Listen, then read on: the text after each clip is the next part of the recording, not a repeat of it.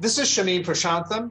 I am Professor of International Business and Strategy and an Associate Dean at China Europe International Business School and author of the book, Gorillas Can Dance, Lessons from Microsoft and Other Corporations on Partnering with Startups. On this show, we will talk about the why, how, and where of partnering between corporations and startups, about how middle managers can be catalysts of true change in teaching gorillas to dance, and about how the asymmetries between large companies and startups can be turned into not only a win-win, but a truly meaningful partnership. Stay tuned. Congratulations! You are tuned into Dov Baron's Leadership and Loyalty Show, the #1 podcast for Fortune 500 executives and those who are dedicated to creating a quantum leap in leadership. Your host, Dov Baron, he's an executive mentor to leaders like you, a contributing writer for Entrepreneur magazine, CEO World, and he's been featured on CNN, Fox, CBS, and many other notable sites. Dov Baron is an international business speaker who was named by Inc. magazine as one of the top 100 leadership speakers to hire. Now, over to Dov Baron. Welcome, dear friends, fans, and fellow aficionados of leadership excellence. Thank you for joining us on this episode of Leadership and Loyalty Tips for Executives. We are all aware that business as usual is over, and that in many ways, agility is the new certainty. Never was that more tested than the start of the pandemic, when huge organizations a month before the global shutdown would have said it was impossible for them to go remote. Their organizations were just too big. These gigantic gorillas of industry suddenly had to get nimble or die.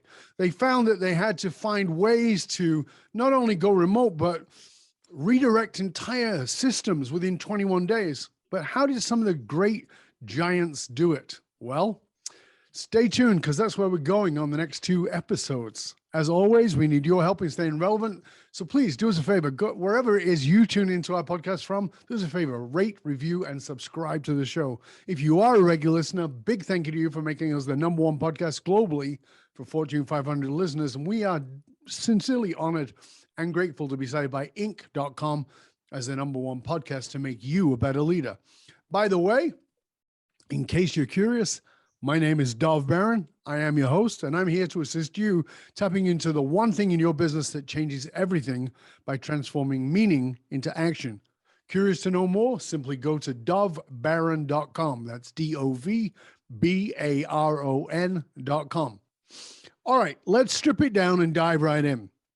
Every startup, face it, right? Every startup one day hopes to have the power and the leverage of being an industry giant.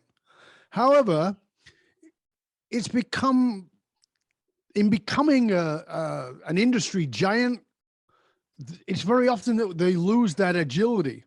So what if there's a way for these two very different ways of doing business to come together? What could the gorillas of an industry teach startups? Moreover, could a startup teach a gorilla to dance? Well, let's find out together in the next 2 episodes. Our guest today is Shameen Prashantham.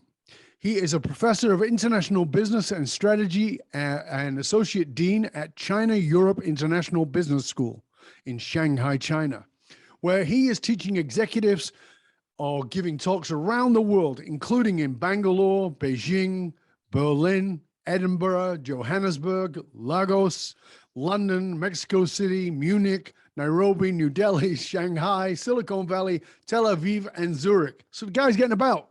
Ladies and gentlemen, please put your hands together and help me to welcome author of Gorillas Can Dance, Dr. Shameen Prashantham.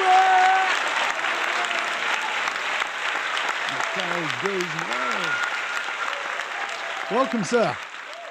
Thank you so much, Dov. Real Good privilege to be man. on your show.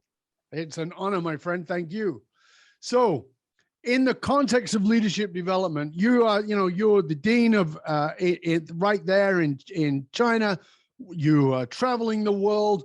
There's a lot of stuff going on around personal and leadership development, rather. What's the most frustrating thing that to you seems absolutely glaringly obvious, but is ignored or even dismissed by others? What is it that you think we should be paying more attention to? You know, Dov, I've been listening to some of the podcasts you've done, and I think a lot of people have already highlighted this on your show. And that is that there's a lot of frustration, I think, both on the parts of leaders and of, say, followers, in terms of people feeling that they can actually make a difference. So there's a sense that things need to be done, but can I actually make a difference? And so if you're a little bit further down the food chain, there is a sense of helplessness, I think, that can easily creep in. You know, I can't make a difference, this hierarchy above that control things. And I think sometimes from leaders' point of view, it is how can I make sure that these people that I manage, who often are very hardworking and committed, can actually feel that they can go the extra mile and make a difference, as opposed to simply doing what they believe their role is. So what's missing from what you're saying then is a way, maybe a way to let those people know that they can make a difference? Exactly right. And to help them feel that it's okay to put their head above the parapet wall and take a chance, you know, to be more proactive than reactive, to feel that it's okay if you make a mistake in the process, but, you know, it's important to put yourself out there, particularly because sometimes it's the people who are not in formal positions of leadership who actually get the first signals that something is wrong, that, you know, you're not satisfying customers as well as you should be, or that there's some shift in the environment. And by the time the message reaches the leaders, very often it's too late, or it would have been much better to have got started earlier. Yeah, I was speaking to somebody recently who is a CEO who happened to walk past a front desk while a complaint came in, and could watch the person taking that call sort of get into a bit of a fluster because the CEO was going by and the complaint was happening. And he paid attention, fortunately, and asked the person at the front desk, can I take that call? And he took the call and said, hi, this is the CEO of a company. And completely changed everything and taught that front person that it's okay to admit we made a mistake. And I was like, wow, what an empowering thing to do. Like right there, like what a great example. And so often that doesn't happen because, as you said, there's 10 layers between the front desk or the frontline person and, you know, that someone in the C-suite. So that's a really good point. Thank you. The book is titled Gorillas Can Dance. And I've alluded to that the gorillas are the big, massive corporations, the potentially multinationals. Are you from the gorilla world? Is that sort of your background? To be honest, actually, the way I grew up in a setting that was dominated by NGOs and charities. So actually, I come from neither the world of the startups or the large companies, but eventually I somehow ended up studying at a business school and then decided to get into academia. And my doctoral work was actually looking at things from the perspective of the startups. Right. And my particular interest was how they go international. And I was recognizing that they were tapping into networks. And then I began to realize that instinctively, most people think of looking for network relationships overseas if they're trying to internationalize. But in fact, a few startups were finding these big giants on their doorstep, in some cases foreign giants. So startups in Scotland, where I did my doctoral work, were trying to partner with the likes of IBM and Sun Microsystems, who had a presence in Scotland, with the hope that they could then translate that into a more global partnership and internationalize. And then over time, I began to realize that the likes of IBM were actually trying to get serious and partner with these startups more systematically. So originally, actually, I was talking about dancing with gorillas from the point of view of the startups. And I would say that was where I was most, that was what I was most familiar with, the perspective of the startup. And then over time, I started talking more and more to the gorillas. And that's how I came up with the Gorillas Can Dance piece, which is looking at things from the perspective of the big gorilla. So let's just go to that part first, because that can feel a little, to say the least, intimidating. You know, I'm this startup organization, you know, and I would love to partner with a big gorilla, but they seem so inaccessible unless I've got a personal friend who might be in the know, who can give me the name of the gatekeeper, who can introduce me to somebody on this, you know. It's like 50 people removed. So let's just start there, because it seems insurmountable, and it seems like, you know, I don't have all the passwords to get past the gatekeepers. Let's just talk about that level first. Right. So what you say is exactly right. It can be very intimidating. It can be very difficult. And I think, incidentally, this term dancing with gorillas resonated with a lot of people because it hints at an inherent danger. So you can get trampled if you're dancing with gorillas. Others use phrases like swimming with sharks. So, you know, at the outset, it's not a straightforward, easy thing to do. And I think one needs to combine optimism and, you know, putting your best foot forward with a healthy dose of caution. So, but having said that, a couple of observations. The first is, yes, I think it's often been very difficult. And what it's taken is a very confident, ambitious entrepreneur trying different ways to forge that initial link and looking for allies on the inside, because you do have entrepreneurial managers even in large corporations. So for example, in Scotland, the early days of my research, I found that there were very entrepreneurial managers in these large American multinationals operating in Scotland who were trying to get their companies to do more in their Scottish operations, to go beyond just manufacturing, which was no longer competitive because of Eastern Europe and China, and do more innovation. But they had a chicken and egg problem, which was they couldn't do more innovation in Scotland without a mandate from headquarters in America. But headquarters in America wouldn't give them a mandate unless they had the capabilities to do more.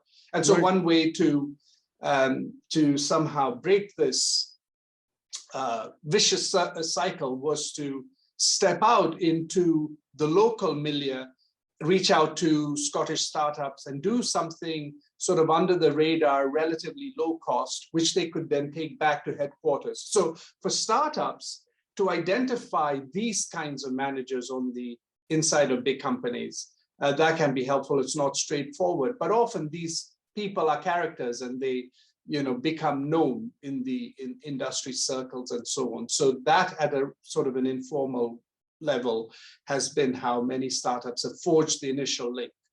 Yeah, because that's what I was going to ask you. How do those, you know, I get the other side of it, which you just talked about, and we're going to come back to that, but I'm still thinking more in the line of, you know, being a startup. How do I get that in? What am I doing? Am I looking for characters who are charismatic, who came from the big companies? Again, it still seems like it's pretty much like playing the who knows who game, rather than like is there I don't know if you're laying out a specific strategy for the startup to find these people. So depending on what sort of local ecosystem you have, because it's one thing if you're based in Silicon Valley or the Silicon Valleys of various countries like Shenzhen in China, Bangalore in India. I think in these kinds of places, there's a critical mass of startups and of companies that are trying to engage. I think there it's more about being part of the industry networks There are different events where actually these people come out and you see them participate in panels. They make themselves visible. They, make their intentions known. Yes. And there, the challenge is that you're then one of many startups trying to compete for the attention of the big company. So there, the strategy would have to be alignment, showing that you have something that is really relevant to the other company. In certain other places which are a bit off the beaten track, yes, I think that's where there are policymakers who are themselves kind of entrepreneurial and creative, that can make a big difference. So then being part of networks involving these agencies that bring together entities on both sides becomes useful. And in some cases, there are some very creative policymakers who use policy measures that you wouldn't think are useful in this regard in a clever way. So for example, there's a city in China called Ningbo, which is in the same province that Hangzhou is. So Hangzhou is where Alibaba is headquartered. And Hangzhou has a very strong startup ecosystem.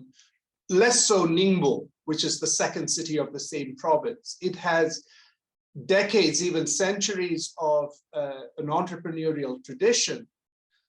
And many of the Ningbo entrepreneurs actually ended up in Hong Kong in 1949 and so on, but not really tech entrepreneurship. And yet even there, I've seen some interesting examples of startup partnering with large companies because the government officials used the Smart City Initiative, a very generic policy measure, as a way to bring together big companies and startups, the way in which they structured deals so that it was big companies that were interested to do it, but they would inevitably need local help to get it done. And I've seen this in different other locations as well. Europe, many very interesting examples of policymakers trying to develop clusters, and that has meant bringing together both the big companies and the startups. So entrepreneurs are sort of clued into these channels to get into the big companies, I think, can find a way in both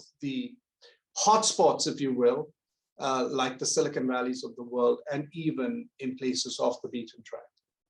Well, one of the things you speak about in the book is that you are a proponent for pursuing entrepreneurial leadership.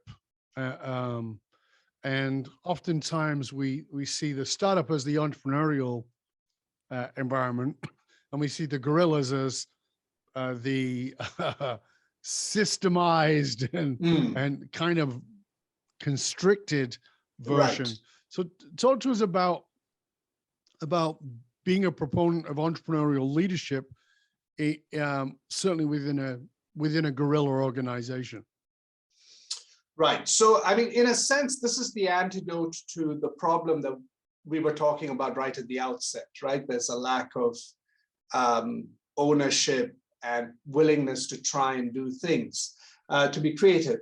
And I see entrepreneurial leadership as something that's needed at all levels of the organization. And while there are many, many facets to this, three, I think, that are particularly relevant are being proactive, being innovative, and being willing to take risks. Not blind risks, calculated risks, trying to share the risks, but nevertheless accepting that there's an element of risk involved.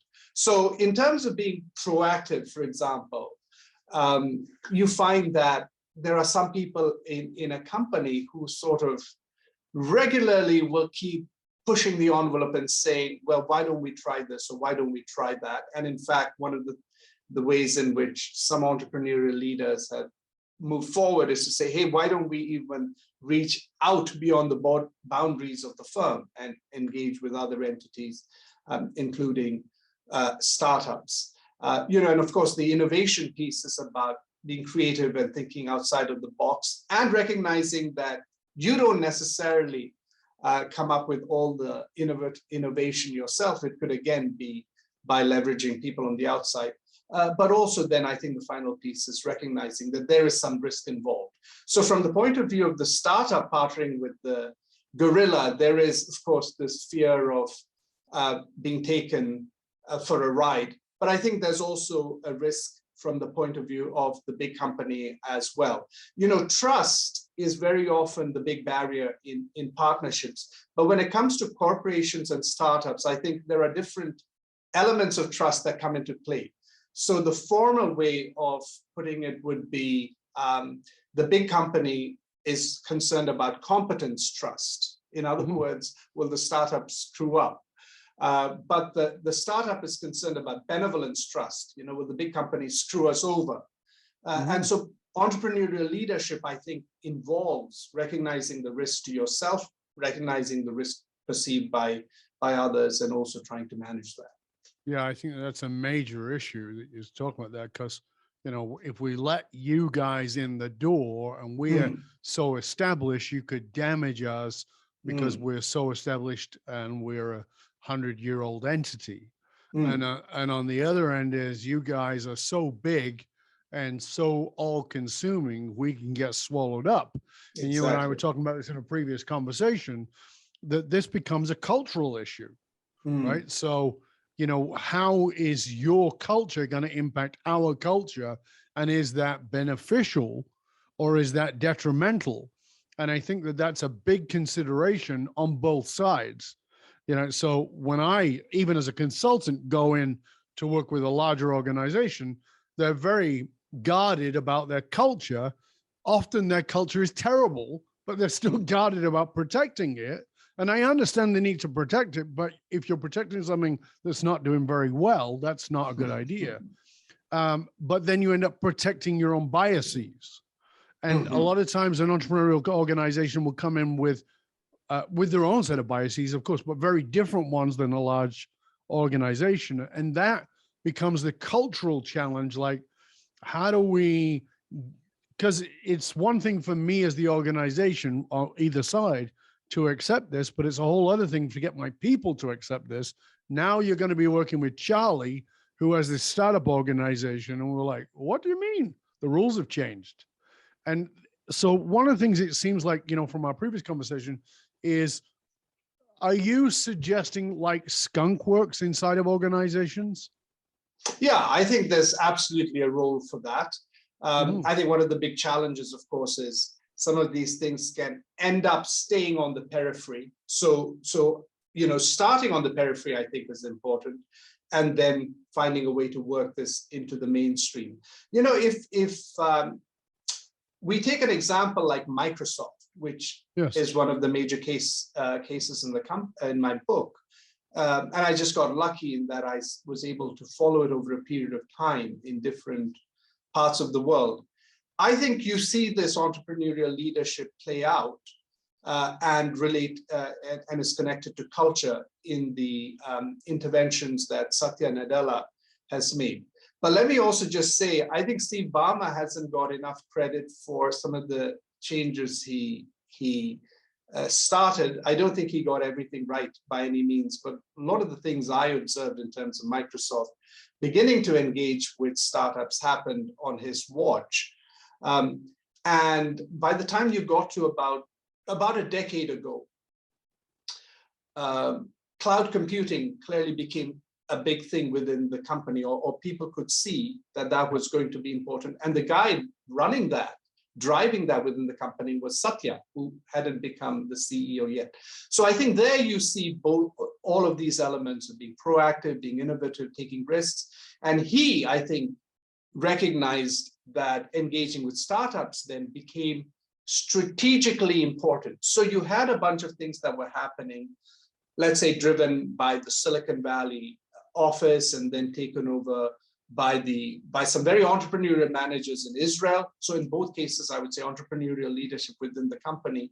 And then in parallel, what's happening is within the company, Satya is driving cloud computing and realizing, oh my goodness, startups now are this major audience for us because cloud computing is a game changer for them, and how they use this actually drives how we're going to, we'll have a big input in terms of what we're doing.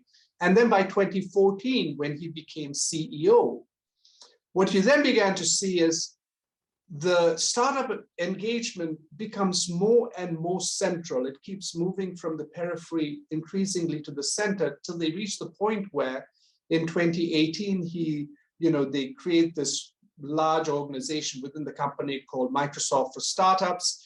And salespeople are incentivized to sell startup partner solutions in the same way that they do their own, because in the end, cloud is being consumed in either case. So yes, the skunk works are important. The things that happen on the periphery are important, but I think they make a difference over time when they then become mainstreamed. That's where entrepreneurial leadership makes a difference, but also that's where culture comes into play, because I think what Satya is particularly credited for is inculcating a new and different culture. The first book he shared with his executive team was Nonviolent Communication, to say, guys, let's go from being this hyper competitive organization internally to being more collaborative, to being more compassionate, while being driven.